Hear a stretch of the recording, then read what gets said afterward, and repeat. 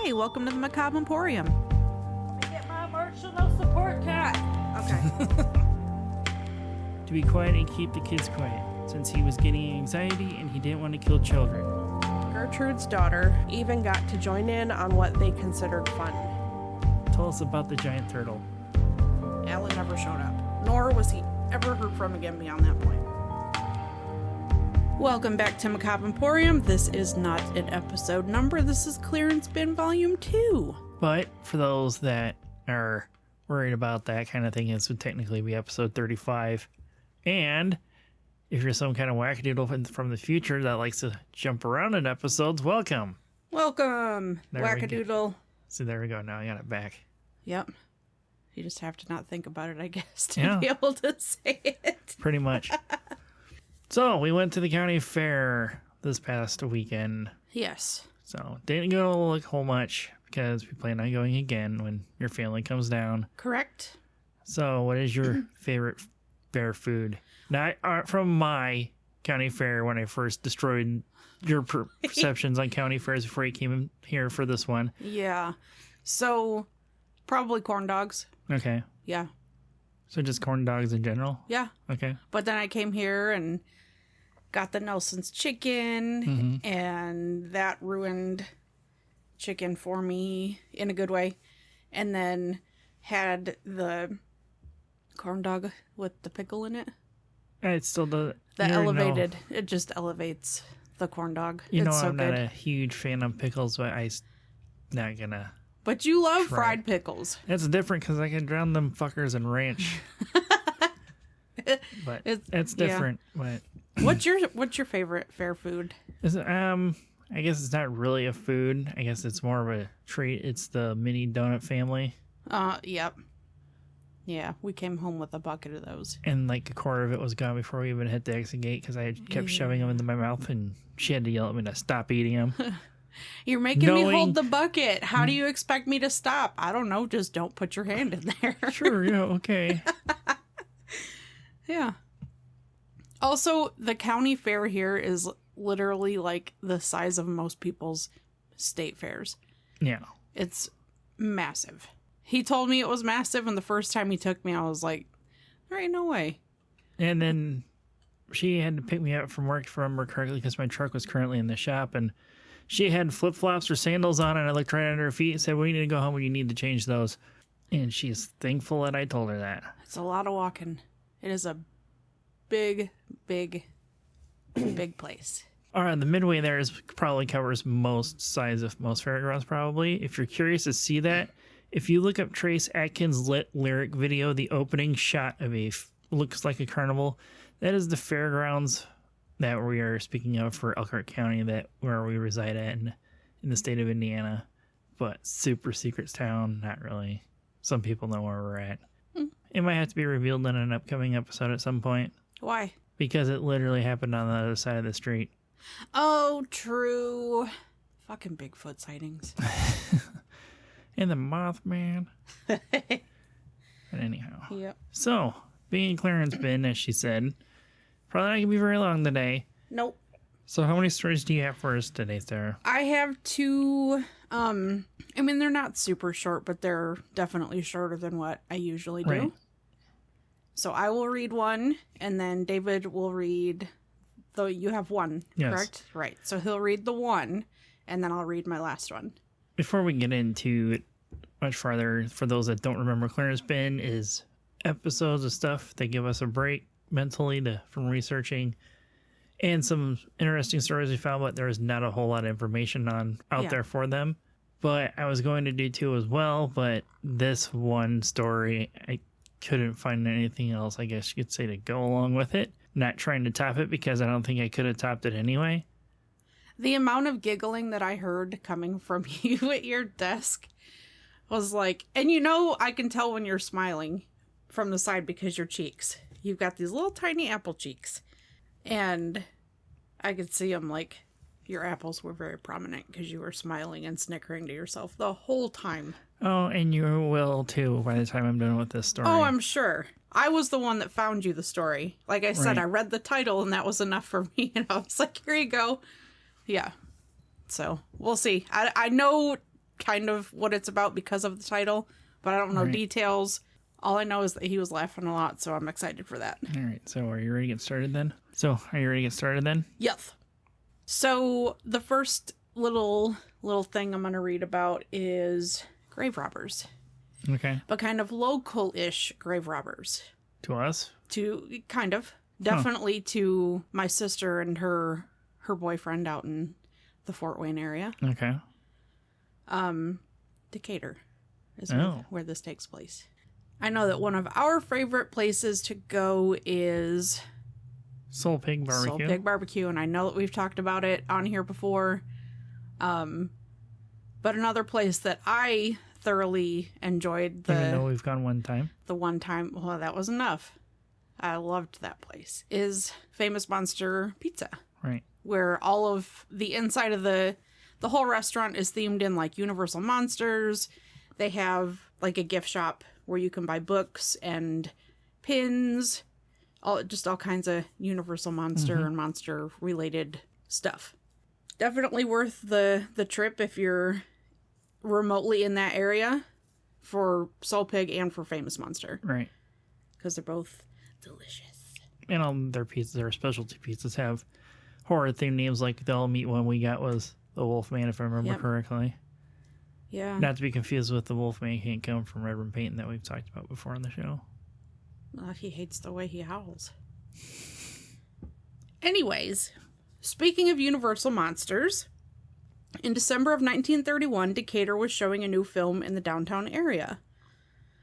A little movie, you may or may not have heard about it, called Frankenstein, starring the one and only Boris Karloff, and not Boris Karloff Jr. from Hocus Pocus. If you aren't familiar with Frankenstein, 1, I'm utterly shocked because that's just ludicrous to me. 2, it's about a mad scientist that pieces together a monster by sewing together parts of bodies from dead humans. So you're saying somebody in Decatur trying to be Dr. Frankenstein? Huh? Are you trying to say someone in Decatur trying to be Dr. Frankenstein after seeing this movie?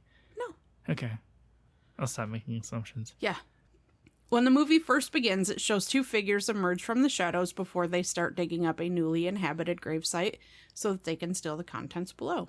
Little did Decatur movie fans know that at the same exact time that they were watching this movie, there was an eerily similar event happening just around the corner at one of their local cemeteries. Larry Furman was a caretaker at the Decatur Cemetery, and on the evening of December 4th, 1931, he took notice of the upturned earth where a casket had been interred 9 months earlier.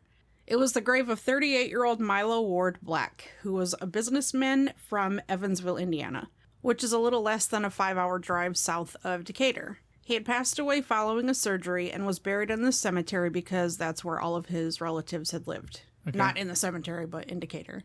That'd be a little strange. All of his living relatives are just having a house propped up. Well, not propped up, built in a cemetery.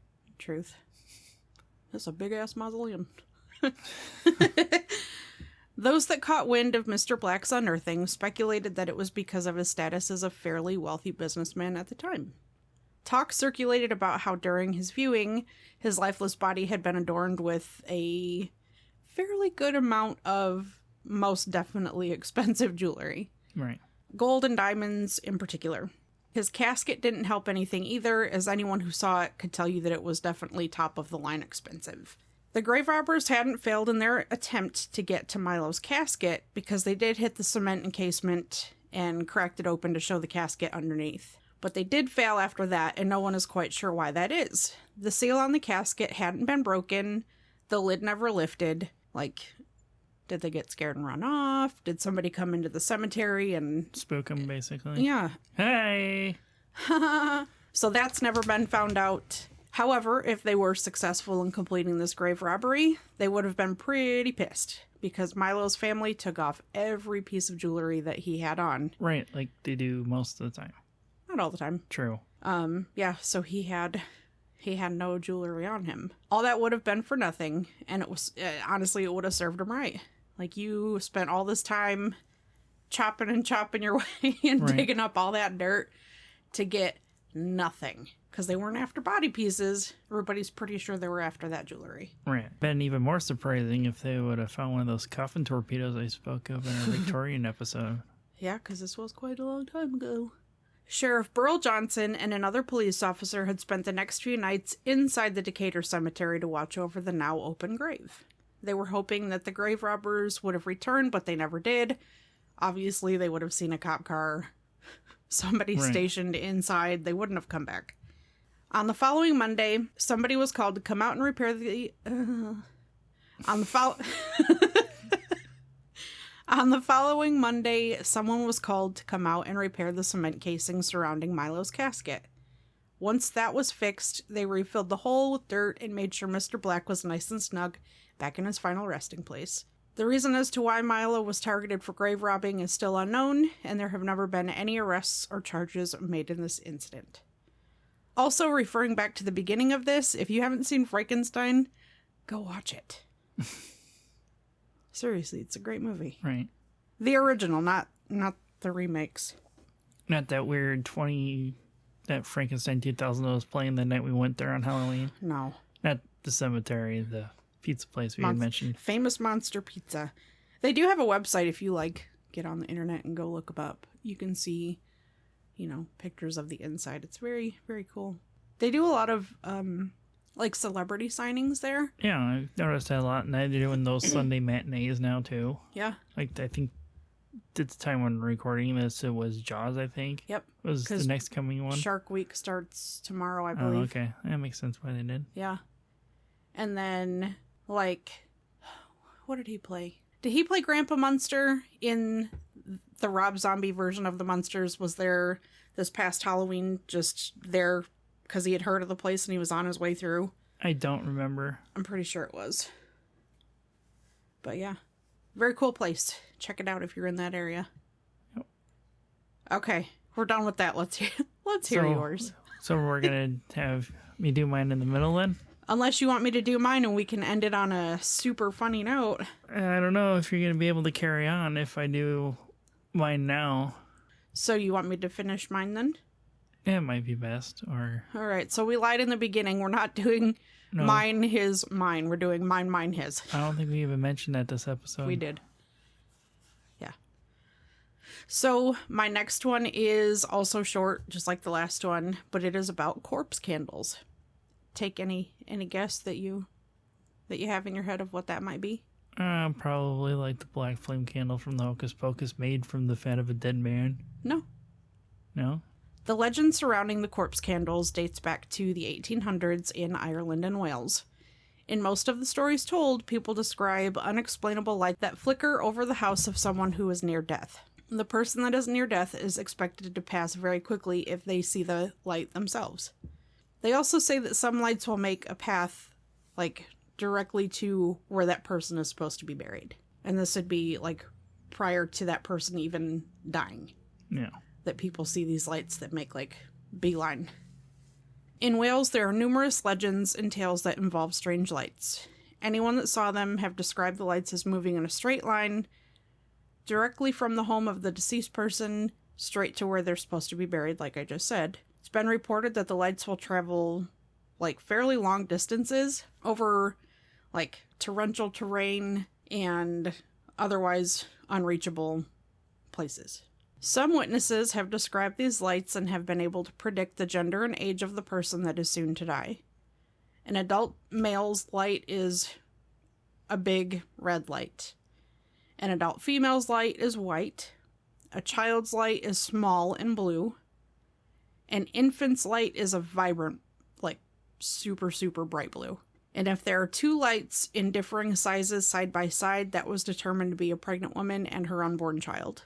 There is a well-known tale of corpse lights in Wales. It is that of 3 men that were tossed off of their boat when it hit storm conditions at sea. Due to the rough way of the water at the time, all 3 men had drowned. Someone passing by on a horse said they saw 3 strange lights hovering the river in the exact spot the 3 men died. But at this point, no one had known that 3 men had drowned there until days passed and this passerby mentioned the lights.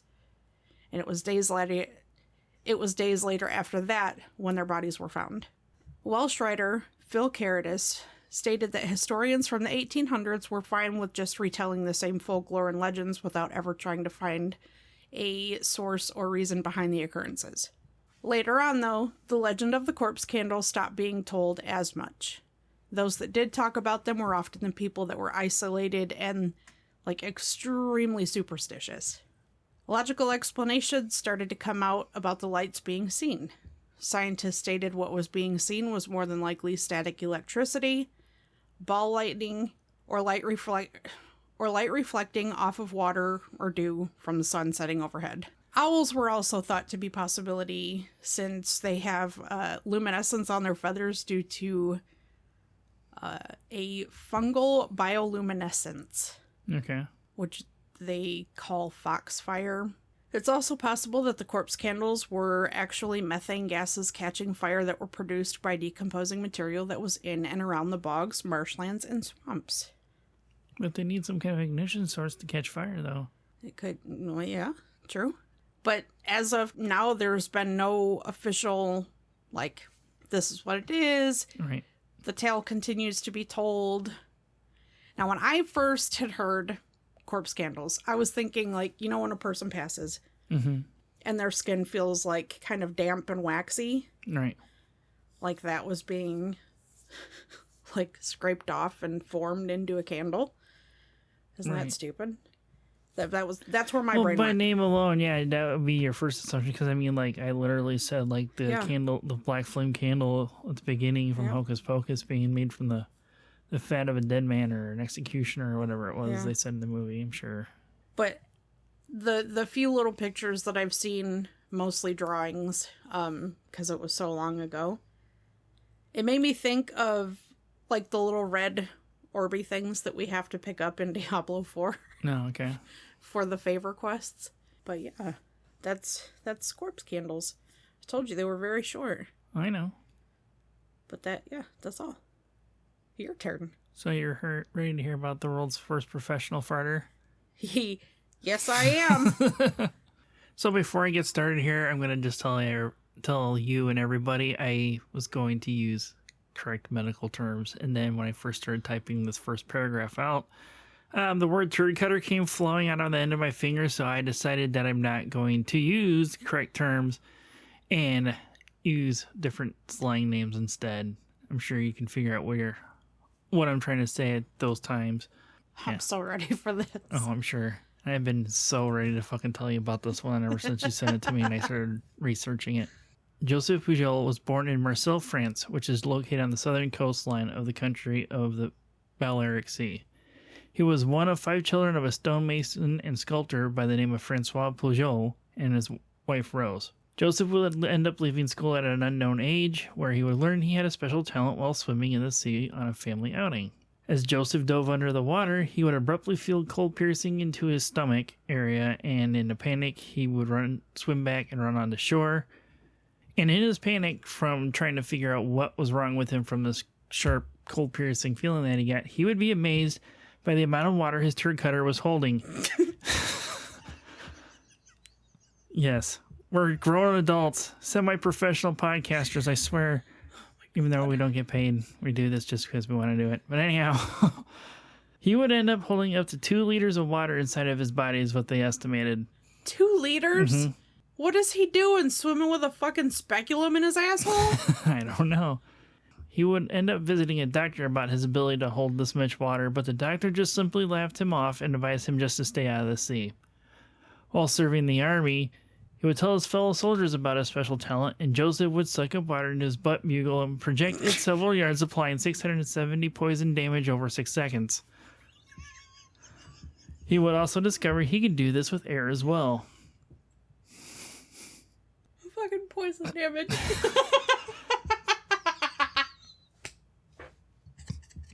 Okay, go. Joseph was not only a soldier, but he was a baker as well. He would occasionally entertain his customers by imitating musical instruments and claimed to be playing them behind the counter. Pujol decided to try his act on stage in 1887 in Marseilles, and with his act received so well by the locals, in his first few performances of his trouser tuba, he would earn the name Lepetomane, which translates into fartomaniac. Or professional farter, basically. Fartomaniac. Yeah. He would then go to Paris in 1892 and perform at the world-famous Moulin Rouge Cabaret.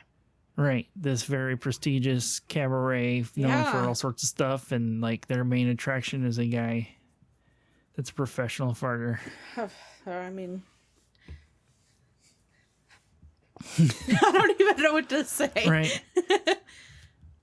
Here he would meet the theater's director, Charles Zidler, and assured him he would be the rage all over Paris. According to the archives of the Moulin Rouge, their conversation followed.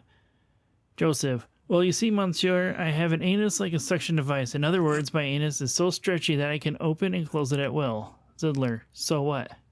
Joseph: it happens, monsieur, that through this fortunate opening I can take any quantity of liquid given to me. Skeptical of his talent, Zidler offered a basin of water to Le Pétomane, and he came prepared with a hole cut in his underwear and quickly sucked up water up his banana shooter and poured it back into the basin.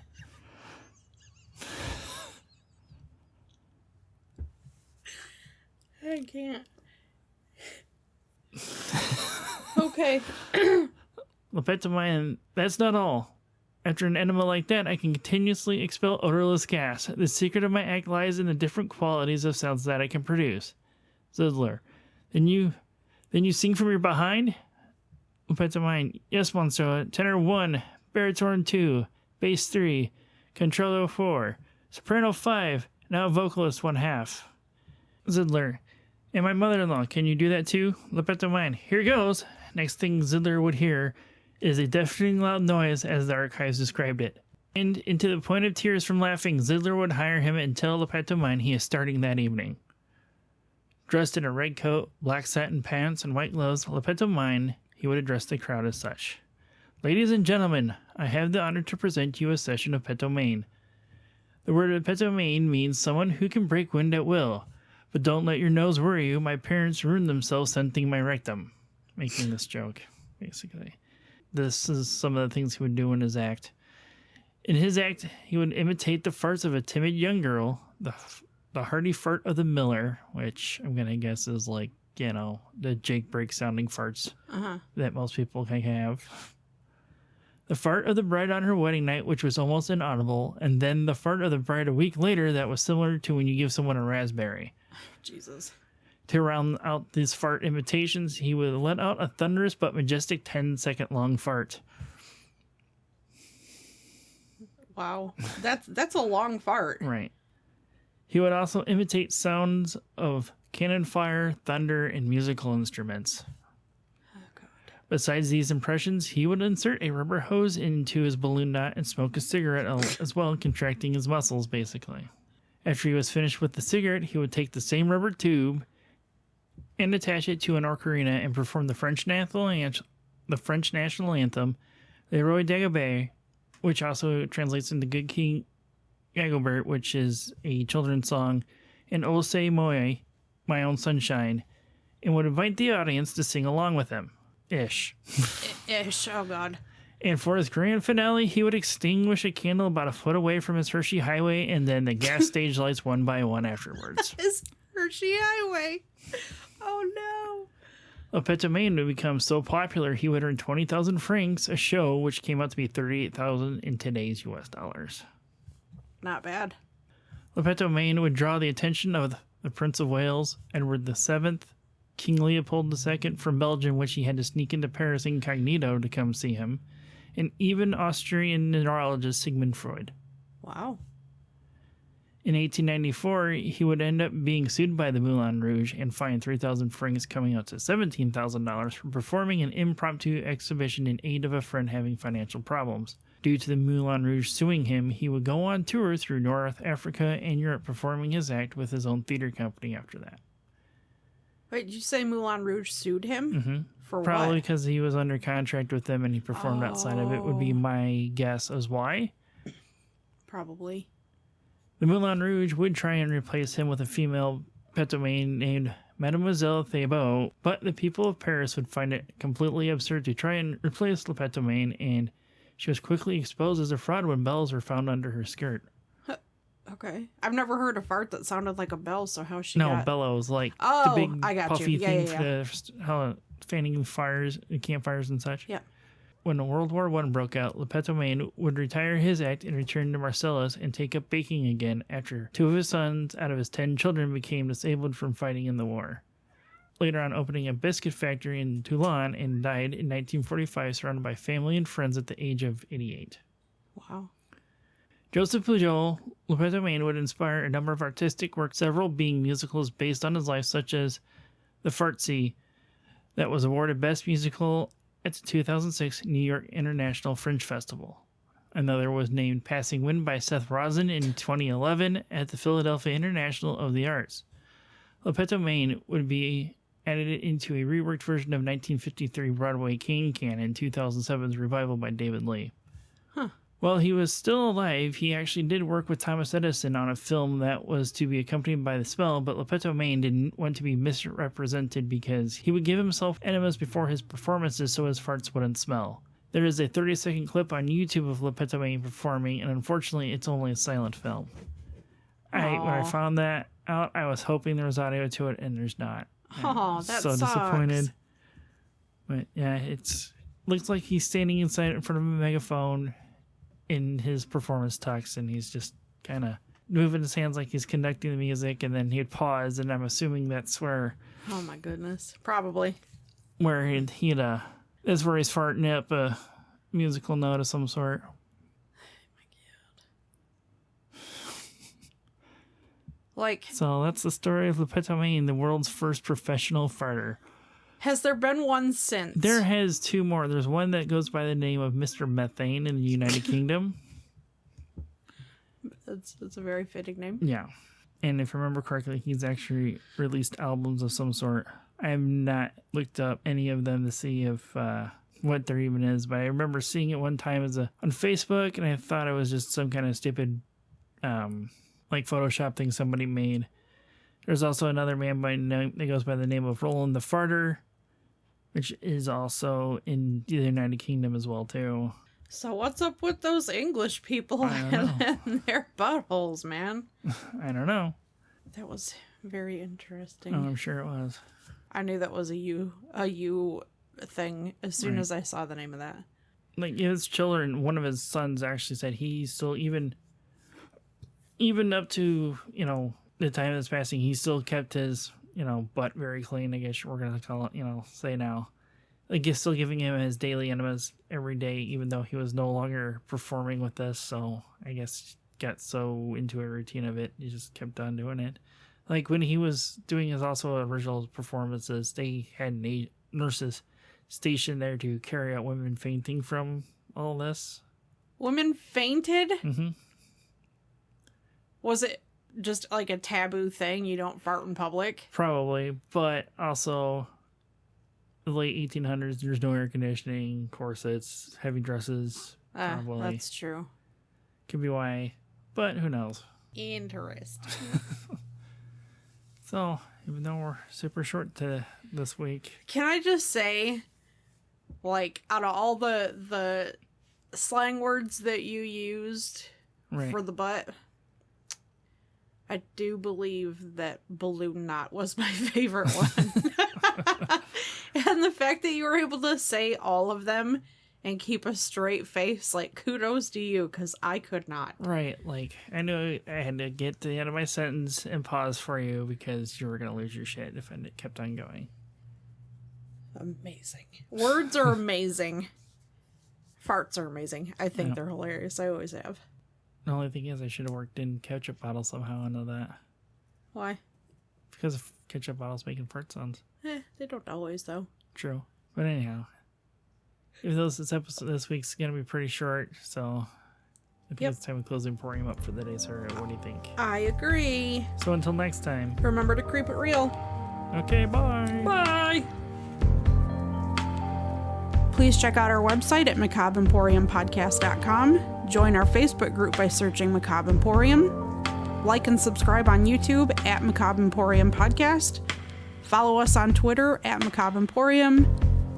And if you have any stories of the paranormal, your local true crime, or weird history that you would want us to look into and possibly do an episode on, email us at macabreemporiumpod@gmail.com. Remember to follow, rate, like, review, and share whenever and wherever you can and help us grow our little baby podcast.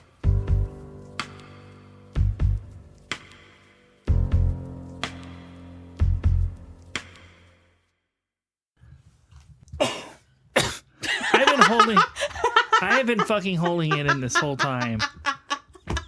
I thought you were mocking me. No, I've been holding it in this whole fucking time because we both wouldn't stop fucking talking.